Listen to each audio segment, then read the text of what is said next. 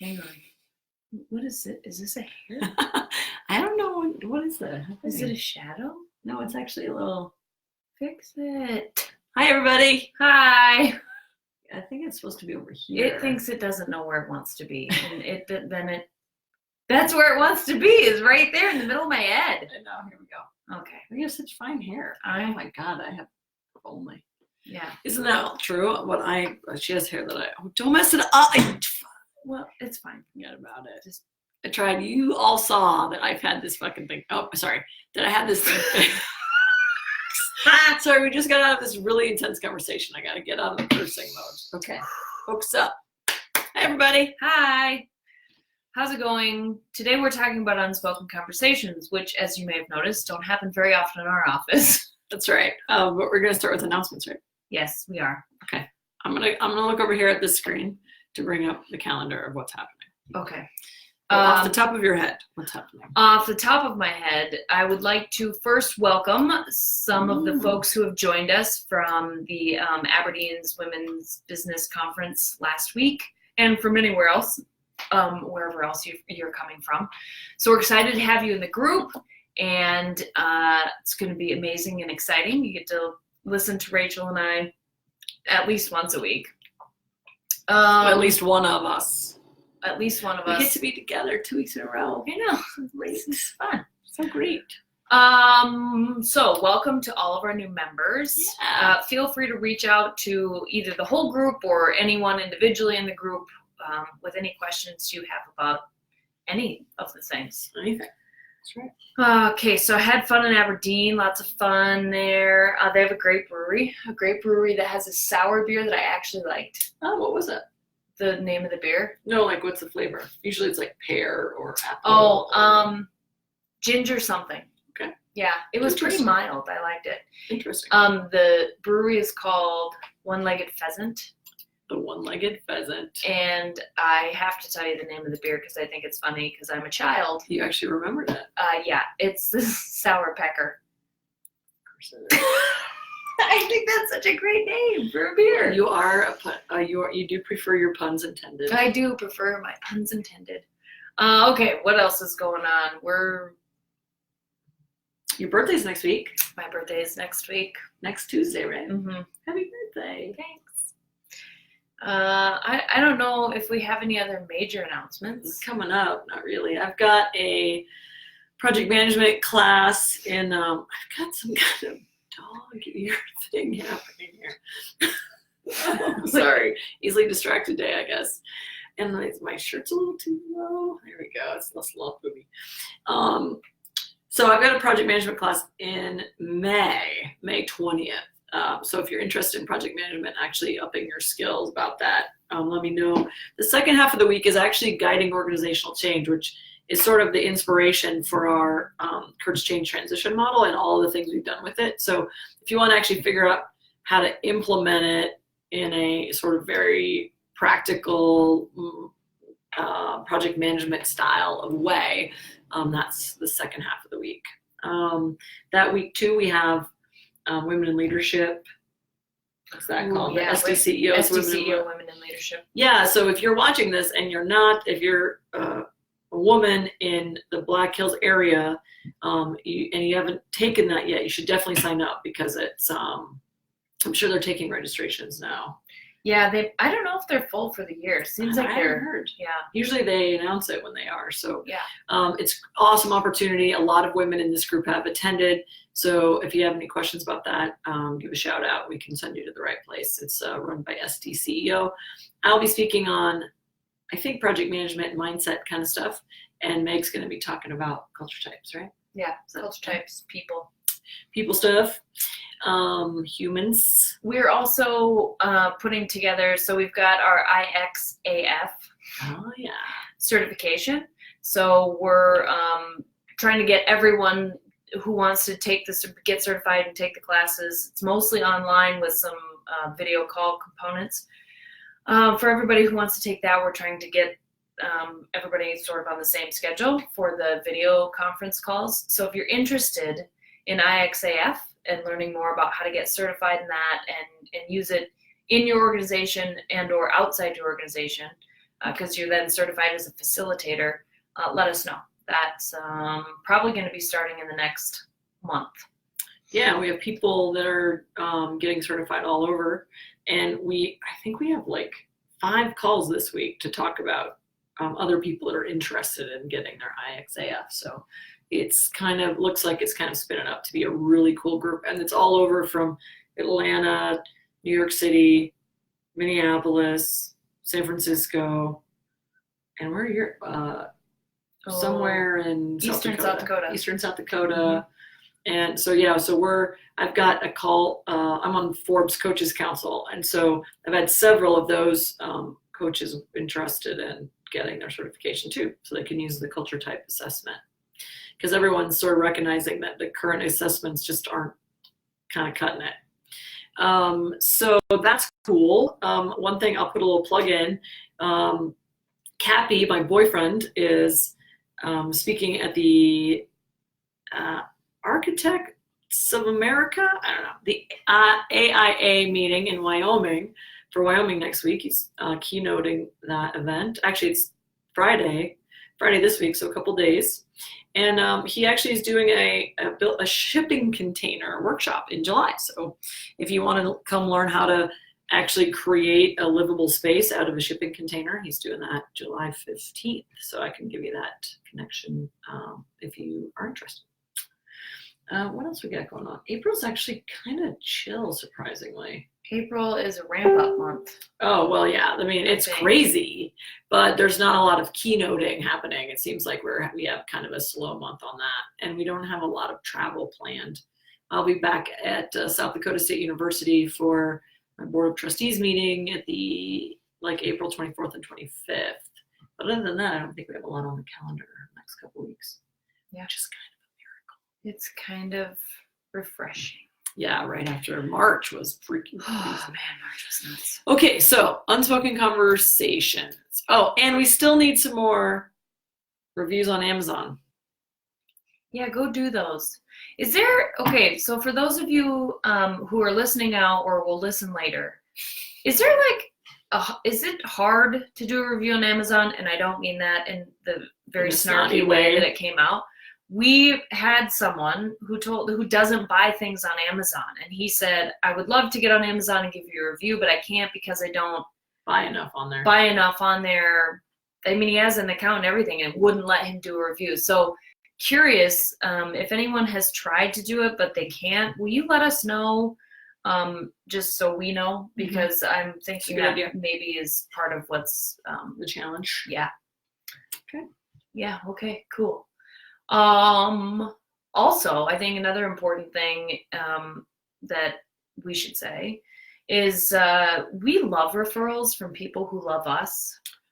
So if you know anyone, if you're in a conversation and you think, oh my God, these people need Meg and Rachel or IX leadership, or you think I'd love to buy them a book or I'd love to send them to read the book, then you should. And we're happy to talk to. We do an hour of free consultation with any of our new clients on any way we would work with them. So it could be someone who's personally interested in, being IX certified, or it could be an organization who's working on some big monster change and wants a little bit of help with that.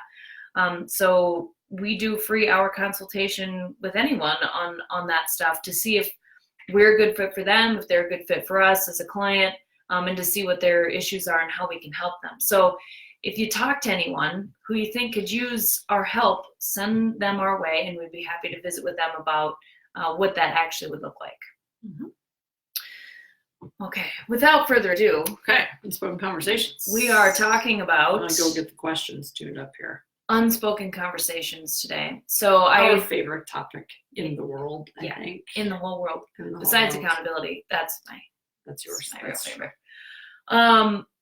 So I told Rachel right before we went live, this is going to be a truth-telling, tough love session. Oh, you didn't say the tough love part. I didn't know that was going to happen. Okay, Heavily implied? Is that what was happening? I thought. Okay. I got pretty busy fixing my hair, so then I forgot what I was going to say. That's right. So why do unspoken conversations happen? Because we let them. And the way we talked about it, I think it's because we have hope. I think we hope that it's not a big deal. Well, and so that's why we let it, because we hope that things will just fix themselves. Yeah, I think that's a component of it. I think the other side of it is we don't want to have to deal with it. Right. That's why they continue. The unspoken conversations turn into the elephant in the room that then has to be triaged somehow. It's like, oh well, now we have to get rid of Alice.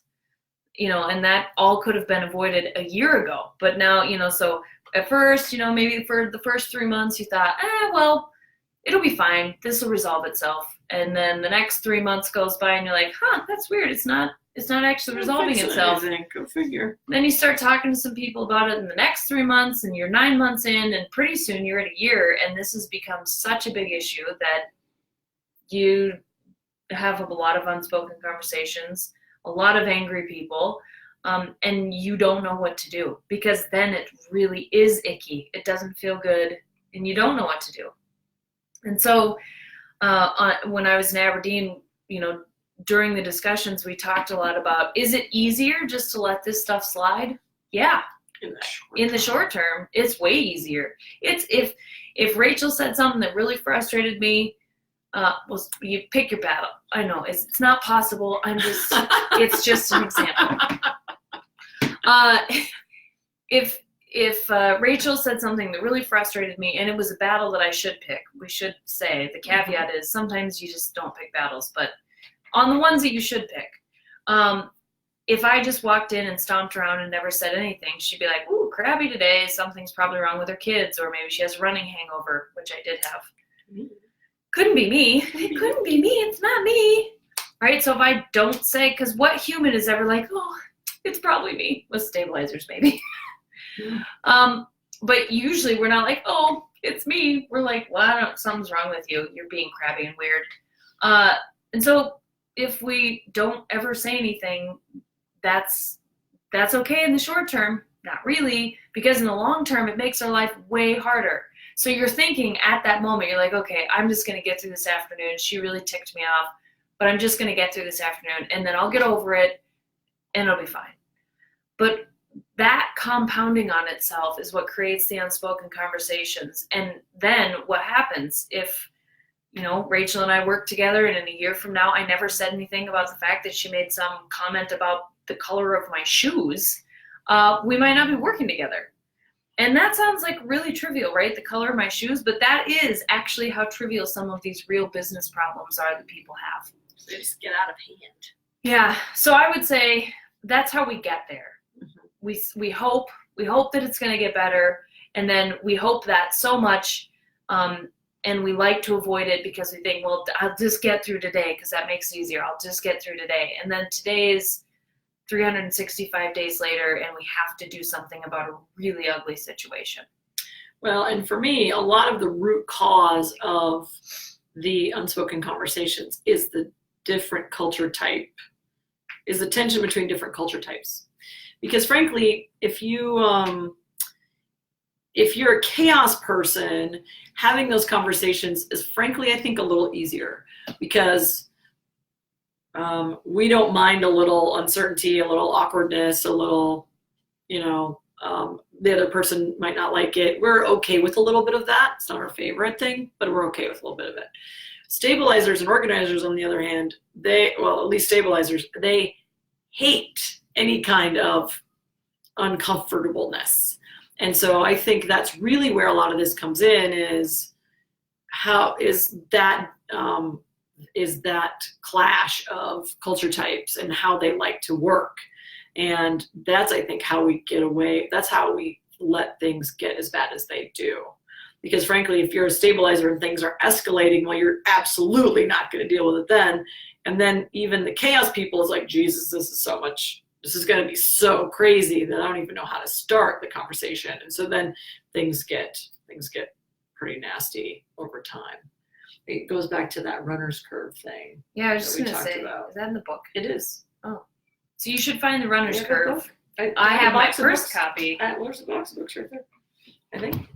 I actually brought in a box of books because I couldn't find one the other day. I almost forgot my purse copy in Aberdeen. Oh, I know. no. Michelle had it though. Let's see if our index works. Okay. Well, while you're looking at the index, our chairs are having an unspoken conversation right now. While she is looking at the index, the runner's curve is basically what Rachel was just talking about. Is that over time, an issue seems pretty small, and then it starts to ramp up, and then it takes all of this energy to deal with it, when it would have taken a little bit of energy, maybe in bite-sized pieces down here, and then it would have never ramped up and used all that energy.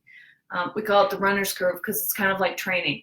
If I run a little bit every day or most days of the week, when it gets time to run a half marathon or a marathon, it doesn't seem like such a big deal. But if I'm not ready and I try to get ready in 3 weeks before the race, forget about it. It's not going to go well. It's not going to end well. I've done it, and it's really not pretty. But she could do it because she's trained before. I couldn't do it. So and I guess another lesson too, sort of buried in here, is the more you do this and have those conversations that would normally go unspoken, the easier it gets, because you start knowing that, oh, well, I can handle this. The sooner I take care of it, the better. You actually are doing yourself a huge favor, because if you handle it early, then it doesn't get to be this huge, giant, ridiculous thing that, like, I had a situation with my boss where he was probably a stabilizer. I was a fixer. He was pissed at me about something, probably being too chaotic. And it was a nightmare. I ended up leaving the project after like a year of me being in his office crying, asking what was wrong. And I just don't think you're ever happy with what I'm doing. I'm going to take a pause and say, this is one of the strongest emotional human beings I have ever known. I don't cry. And Crying's so not a thing for me. For her to say that means that was ugly. That was bad. It was really bad. And the interesting thing about that was he didn't know what to tell me, because he didn't really get what the problem was. Like, he didn't get that he wanted me to just do my job, and that I am not, as a fixer, physically capable of just doing the same damn thing every day for the rest of my life. I just can't do it. And so I could do it for a while, but I can't do it forever. And so I was probably trying to do things that were a little chaotic to try to fulfill that need.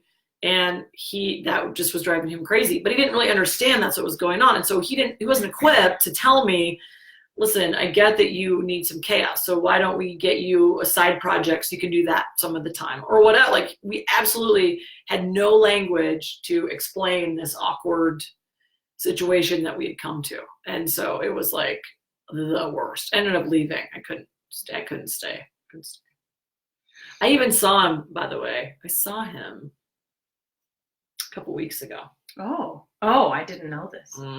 Yeah, I'll tell you the full story later. But he was still addicted to me. Anyway, but it was kind of good. I kind of exorcised the demon.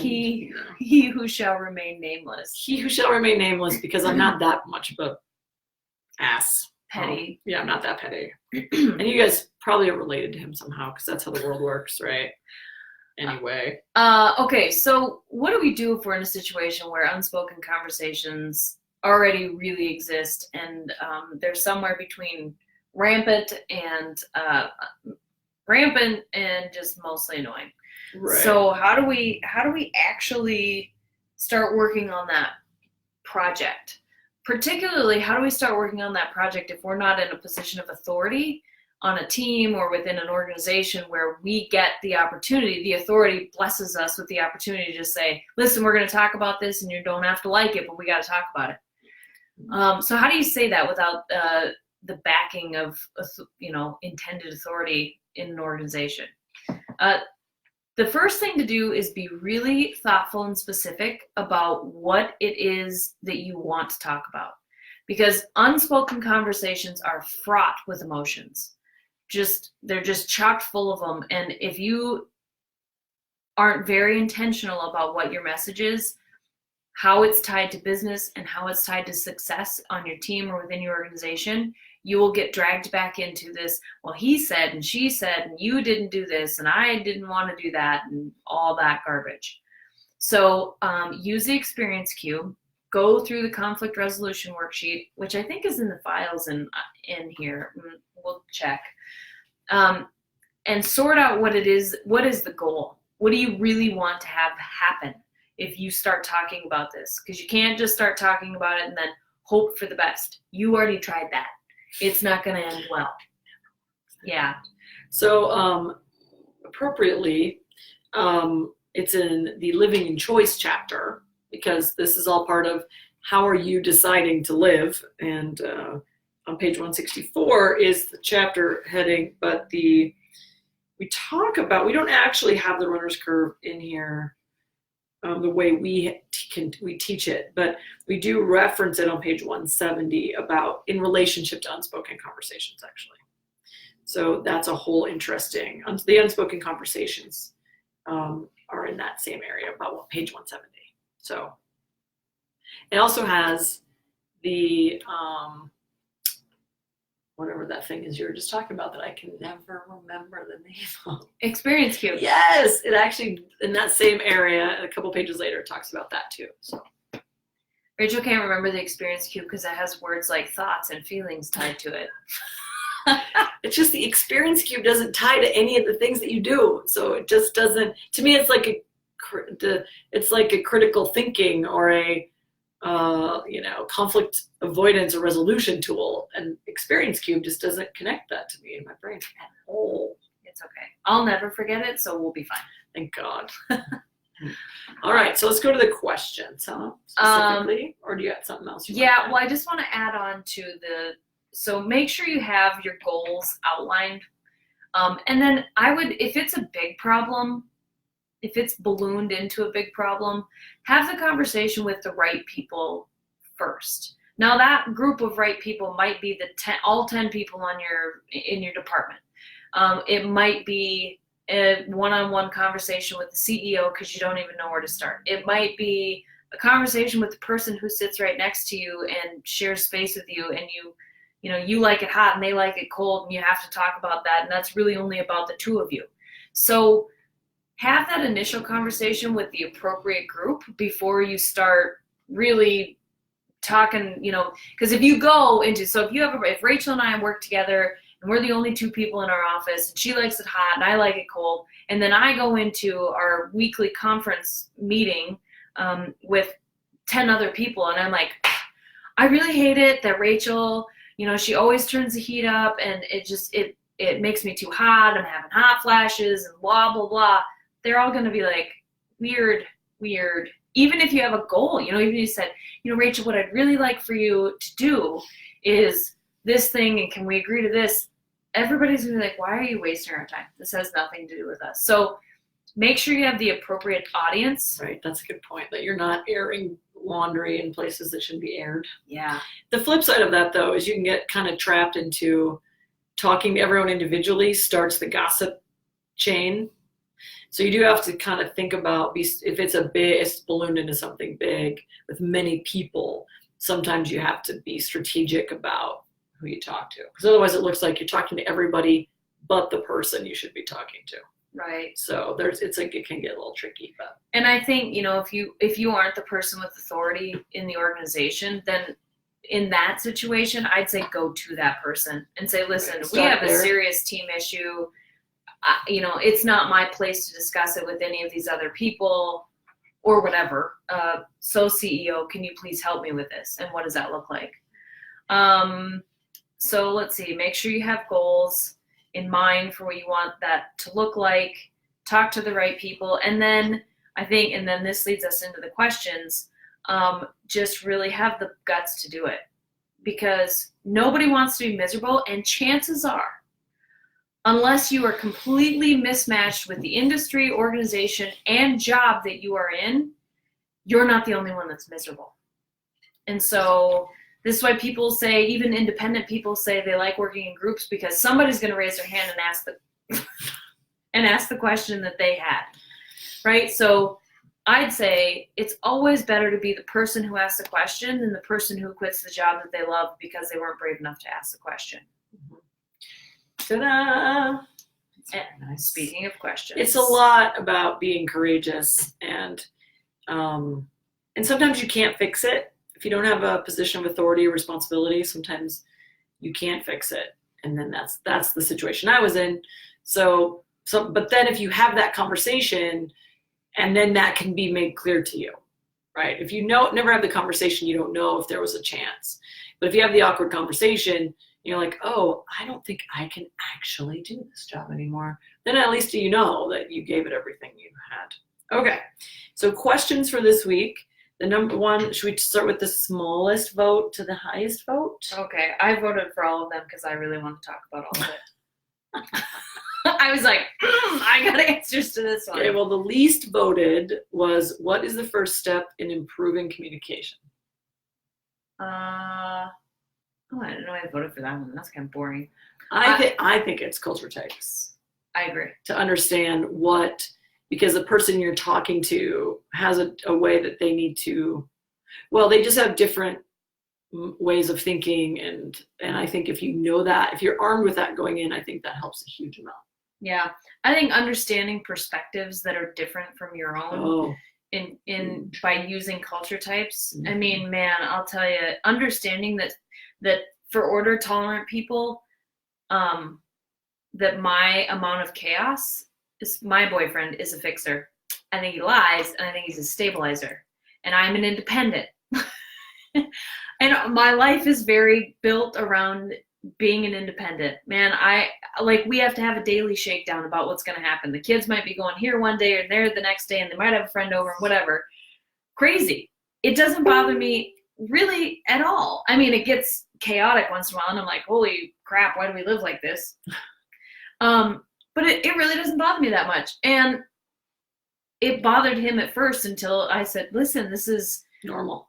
This is normal for me. But if it's not normal for you, which was clear, then what agreement can we make so that we're not at each other's throats, where you're like, God, you're disorganized and crazy, and here I am over here organized and I know exactly what I'm going to do with every hour of my day. So now I just send him a text most mornings and say, hey, here's what's going on. And we talk about it.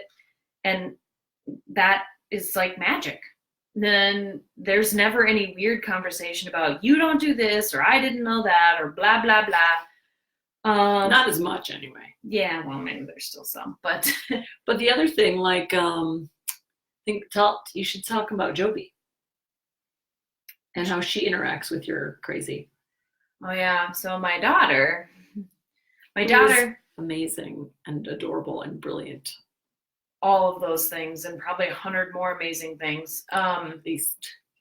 She's an organizer. Like, she's got to be down in that far right corner so hard. Like, she's hunting -51. She's so organized. She actually got the stomach flu. She threw up at every 6 hours on the dot and was sick for exactly 24 hours. And I'm not kidding you. Like, her body is organized. And so she does not love my chaos. So how does it show up? Constantly. Mom, every night before bed, will you get me up at 7? Yes, I'll get you up at 7. Are you sure? Yeah, I'm sure. I mean, honest to Pete, I have not ever missed the get you out of bed time. But she knows how I am. So she's so worried about it. She's constantly checking. Are you going to get me at 3:30 so I can go to dance? Dance is at 3:45. And then at 4:15, should I plan to walk home? Should I look for you out the window? Do you want me to call you? Also, what's for dinner? I mean, it's endless. And it doesn't drive me crazy as much, probably just because I'm her mom, but my boyfriend, it drives him batshit crazy. Because he's like, why wouldn't she just be a kid? I said, it has nothing to do with being 10 years old. She is being a kid. She's being an organizer kid. Yeah, it has everything to do with her, just the way the world works for her. So Anyway, yes, I think the first most important thing for building healthy communication is to understand culture types. Because it takes all of that, most of that, emotional bit out of assessing why someone does something, so that you can actually just say, okay, I get it. You're a stabilizer. I'm a fixer. let's talk about this in terms that make sense to both of us. Yeah, I say a lot that it takes the ego out of communication. And because then it does, then you're not like, oh, Joby is not being intentionally, Joby is not intentionally driving anyone crazy. But if you didn't honor her orderliness, she physically, mentally, emotionally cannot handle the just going along with the flow of the chaotic way that Meg has all things going on. So it's just, she just has to get it or she's nuts. And I think the great thing about kids is we can use them as a little microcosm of other humans and how they interact. They just don't have as much of a filter. So when you get to be an adult, you have more filter and you put up with shit that you don't like. And that's what creates unspoken conversations. Yeah. You decide that you shouldn't ask what you need, basically, or have the conversations. Well, or you have been brain trained that you don't ask. And I think that's really why kids, I mean, because you can look at some kids who are like, tears, I was raised, tears do not come out of your face. Like, figure it out. And that's fine, because I'm tough, probably too tough, and now I had to have some counseling about it. But, so because I was raised like that, I made sure to raise my girls so that they know they can say, listen, I don't love this thing. And not in the, like, kids run the household sort of way, but in the way that if Joby says, Mom, I need to understand what the agenda is, then I say, okay, well, then sit down while you're out of town. Okay, then you sit down while I'm making dinner and you can write it down and we'll go through it so that she and I can have that conversation. And so I think same for adults. If adults don't ask for what they need, they don't get it. And sometimes we've been in, probably all of us have been in some situation where we've kind of been told consciously or subconsciously, thou shalt not ask questions. Yeah. And so you just, you condition yourself not to. And so it's really, a lot of this is mindset work. A lot of it is mindset work, which is a great lead into the next question. How do I know when it's worth the stress of having hard conversations? Ugh. Listen. Always. I don't even want to, there is no answer to this. This shouldn't even be a question. Is it an unanswerable question? Is that what you're saying? No, I'm saying the answer should always happen. The answer should be, you should never, always is the answer. So much so that the question shouldn't be asked. Like if you've asked this question of yourself, how do I know when it's worth the stress of actually having the conversation? If you're asking yourself that question about some situation, you're probably copping out. And you have been copping out. Because if you think about, I love this example because I think it's so true for so many couples. So let's say that this is also a trap, by the way, but let's say that you combine your money, you and your partner, and you're the one that writes the bills. And you start noticing that you can't pay off the credit card every month. Well, you probably think, a couple $100, whatever, we'll make up for it next month. And you don't even really mention it. And they're like, oh, well, next month you're a couple $100 more behind. And not that you're spending the money, but together you're spending too much money. So instead of saying the very first month, when it's only a couple $100, hey, honey, we spent a couple $100 more than we should have on the credit card this month. And you go, oh shit, okay, well let's not go out to eat once a week and see if we can like get back into spending, whatever. Or maybe, oh, we did that one thing, we won't do that again, whatever it is. Well, instead, then what happens is it builds on itself. And pretty soon you've got $4,000 on a credit card, and there's no way on earth that you're going to pay that off in the next 2 years. And so now it becomes now you have to go talk to your partner that, but honey, we've got $4,000 in the credit card. And the other person's like, what haven't you done? Where did the money go? And then you're sort of feel like you're at fault, right? Or that somehow it's your fault because you're the one writing the checks and you didn't talk to them. So in some ways it is, because you didn't tell him or her when you had $200 on the credit card. You didn't wait to tell them until you had 4,000 or 10,000, or I've heard 50,000. So, this is if you talk immediately, it never gets hard. It never gets big and hard because the things are always little. Did I just say big and hard? That's IXAF.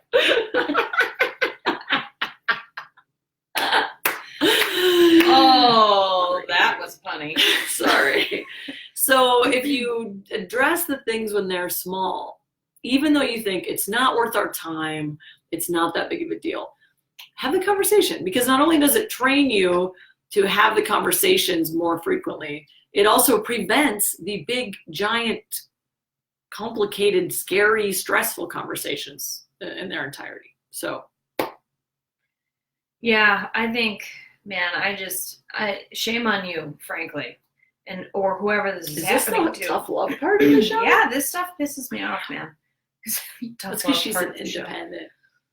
Well, it is because I'm an independent. It's also because I think accountability is the only way to really be true to whatever, who you are, who you want to be, what you want your organization to look like, what you want your life experiences to be. And so if you're asking yourself, oh gosh, is now the right time to have this hard conversation? Hello, McFly, just do it. Like, if you actually want to be an accountable, responsible, good human being, and if you want to stay in the IX Ambassador group, damn it, you better be in this conversation. Let's talk about the things that really matter. Yeah. Yeah. So I think that, silly, of course. If your gut says, man, I don't want to talk about that, you better. Well, and there's other really big, and just to be illustrative here, the personal examples. Illustrative. Ooh, big hard. Well, it is. I love it. Yeah. So anyway, another personal example. And how many of you know couples who there's some infidelity, and at the end of the day, the infidelity is probably because they actually wanted out of the relationship, but they didn't know how to have the conversation. And so if they would have said 2 years ago, listen, honey, I really don't want to live in Belle Fourche. This is not your relationship. I'm just using Belle Fourche because it's who would want to live in Belle Fourche. That's all. But for those of you who live there, good for you. Yeah. I don't live there. It's choices. We live in choices. Well, I'll use a different time. Why would you want to live in Pierre? Let's use Pierre. So listen, honey, I really don't want to live in Pierre anymore. I don't have any friends here. My family's back home. I would like to think about going somewhere else because I really don't feel like I can be happy here. That's an awkward conversation, especially if you move for the other person. But you know what? If you don't have that conversation, then over time that becomes a disastrous nightmare, huge root cause of all your fights. But you've never even talked about it, so nobody even knows that's what's going on. And so, unspoken conversations are a really big deal. If you can train yourself to do it regularly when they're little, it literally will change how you see the world. I just think it's really important. One trick I learned a long time ago to help with those little conversations, because it always seems like, well, it might feel really awkward. So Meg's over here chewing my butt on a Wednesday afternoon about not having hard conversations, but how do you actually do it? This is what I always say. And this could be, I didn't hear someone say something, or I didn't know if I heard them correctly, or it could be that I'm confused about a situation, or I need more information, or I think they're completely in left field. Doesn't matter. It always works. Tell me more about that. Just say that. You don't have to say, what did you say? Or what do you mean? Because then some of that inflection of like, what the hell are you talking about comes into your voice. That's a good point. To be on the receiving end of those conversations is important. Yeah. How you behave. I think that's really insightful. Yeah. So I always start with, tell me more. So if Quillen and I are talking about, Quillen's my boyfriend. If Quillen and I are talking about something and he says, I really don't like something that maybe one of the kids have done. Then I go, tell me more about that.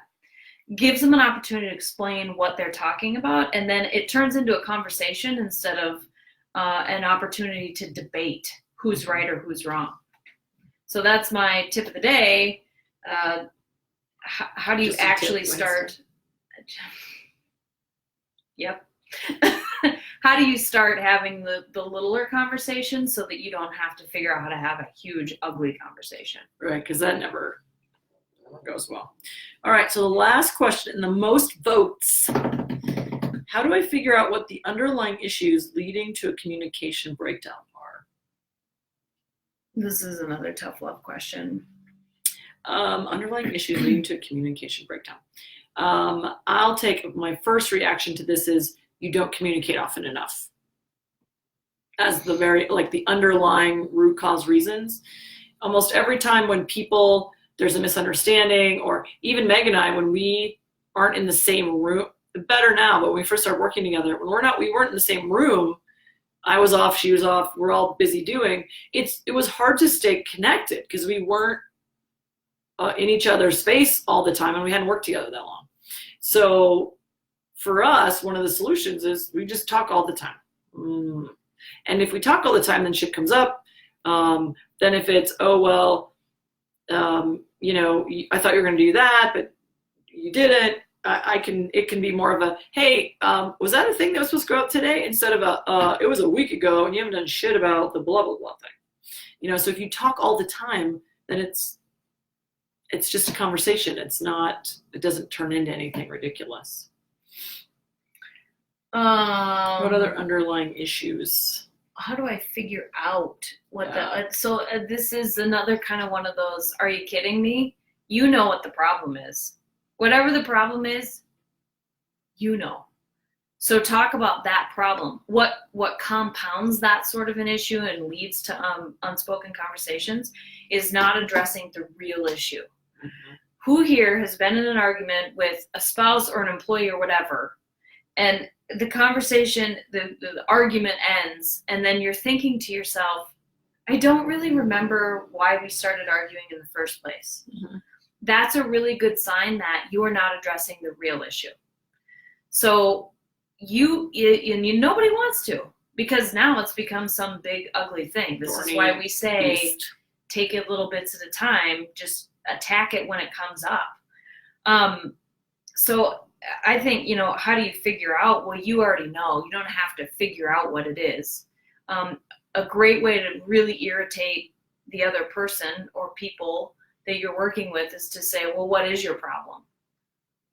Good luck. What is your problem? Yeah, either one of those. Whatever words you italicize. You're acting like your mother. Man, that was hilarious. So I would say there shouldn't be a lot of figuring it out. You probably already know what it is. The figuring it out will come up when you decide you want to do something about it.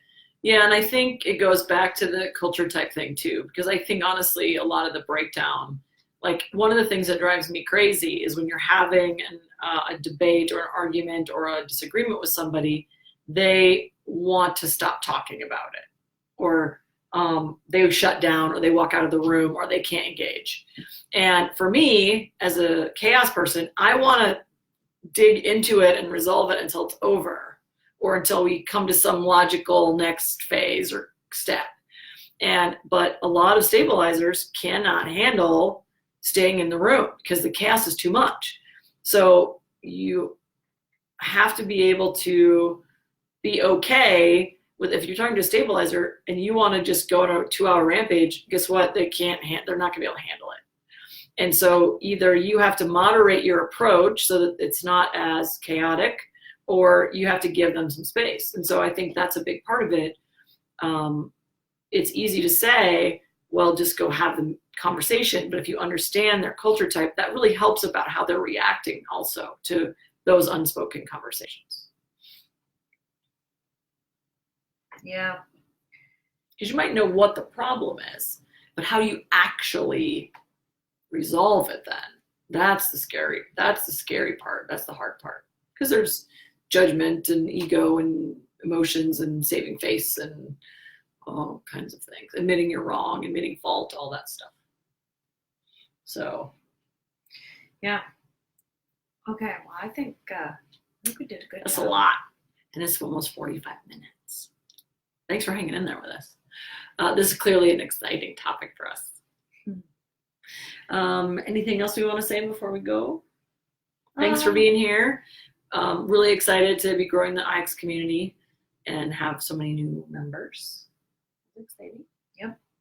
Okay, awesome. The sun is shining. It's supposed to be over 60. It's not supposed to even get to freezing tonight. Hey-oh. That's a thing. That is the thing. We had one night last week that was the high, the overnight low was above freezing, but it went right back down. So I should have waited and ran this afternoon. We got a couple days, really nice weather. So yes. hopefully you have it too, and you can go enjoy it. I know they're having the cherry blossoms in DC are amazing right now. So to all you warm half of the country people, salute you. We're a little jealous. Yeah, we are. All right. Awesome. Thanks so much for being here, guys. We'll see you next week. Same time, same place. Lead powerfully. Change the world. See you soon. Bye. Bye. Where's my video?